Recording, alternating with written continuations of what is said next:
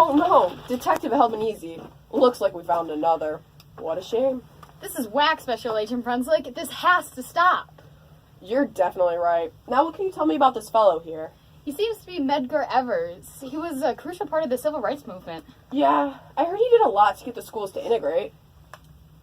Yeah, looks like he was also fighting for voting rights, economic opportunity, and a lot more. It says here that he was also a World War II vet. We'll make sure that he gets buried in Arlington National Cemetery with full honors. Sounds like a plan. Man, it's a real shame that he died. What are we calling this? An assassination. Right. It's a shame he was assassinated. He had such an impact on the community. The civil rights movement here in Mississippi really took a hit with his passing. That's for sure. He did so much in the fight for rights. He was the president of the Regional Council of Negro Leadership, helping to organize the boycott of gasoline stations that denied African Americans the use of the station's bathrooms. Wow, he sure did a lot for the civil rights movement. Let's go talk more in my office, Daddy-O. You never know who could be listening. They don't really like us here because of our support for the civil rights movement. Let's head out. Hey, this reminds me. Did you hear that Dennis Brutus was shot earlier this year? Really? What a darn shame. Why did they shoot him? Well, they have segregation laws down there, just as bad as us, or maybe even worse. After he was shot, they imprisoned him at Robben Island. Dang, how was he shot? Point blank in the back. What a cowardly shot. Shot in the back. Yikes, sounds like they were trying to keep him quiet. He was quite vocal about his anti-apartheid views. Oh yeah. Knowing him, he'll probably get thrown in solitary confinement. Yeah, those foes are not on the side of justice. Yeah, well, neither are ours. Politicians are paying the fuzz off left and right. Just last week, the cops handed over 3 of those civil rights workers to the KKK. And we both know what happened to them. Murder. The deputy sheriffs, the soldiers, the governors get paid, and the marshals and cops get the same. This town needs some serious help. Cheney, Goodman, and Schwerner were good men, doing what they had to do. Those 2 northern boys didn't know what they were coming down to. That's for sure. Weren't they associated with the Council of Federated Organizations and the Council of Racial Equality? Yeah, they were trying to register voters because, as you know, even though everyone of every race is allowed to vote, those darn southern states are still doing literacy tests, poll taxes, and massive intimidation. They were good men. Too bad our fellow officers like money more than justice. Unlike that Martin Luther King Jr. guy, who fights for the rights of people without violence too, which makes our jobs a little easier. Definitely. Two Eyes took the aim when he was assassinated too. He too was shot because white people didn't like what he was fighting for, and he was fighting for the civil rights of the black people. Let's try to figure out what happened at the crime scene.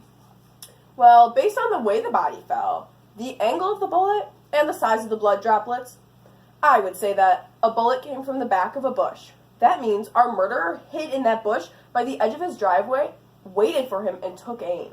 Golly gee, Special Agent Brunswick, these men kill with no pain, just like those darned Emmett Till murderers. They tortured and murdered that poor boy and got away scot-free.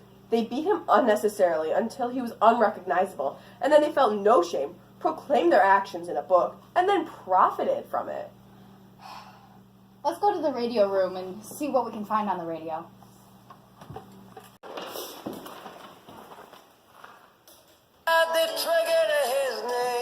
Only a pawn in their game by Bob Dylan's on. What was the response to our piece? You did?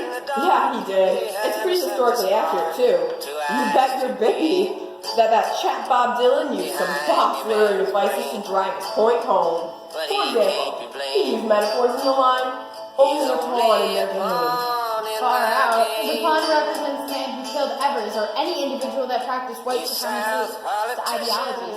The game is a metaphor for the KKK and the anti-civil rights movement, people's plan to assert dominance by infiltrating aspects of society with fear and violent actions. The usage of this metaphor allows listeners to observe the role of any individual in the overarching fear and racism in society. Dylan also used a lot of repetition to drive the point home. Dylan repeats the line, only a pawn in their game, at the end of every stanza to emphasize the point that all white people are a part of the game of the civil rights struggle. It emphasizes the idea that the rich white supremacists are grooming the poor white folks to hate their black neighbors.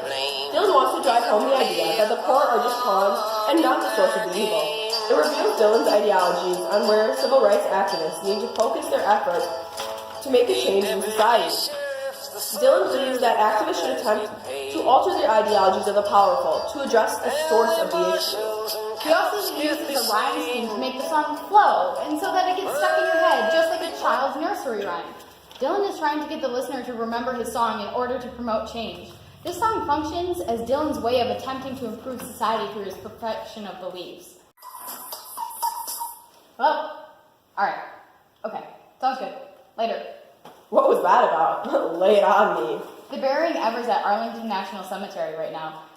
You'll be happy to know that he's being buried with full military honors for his work in World War II.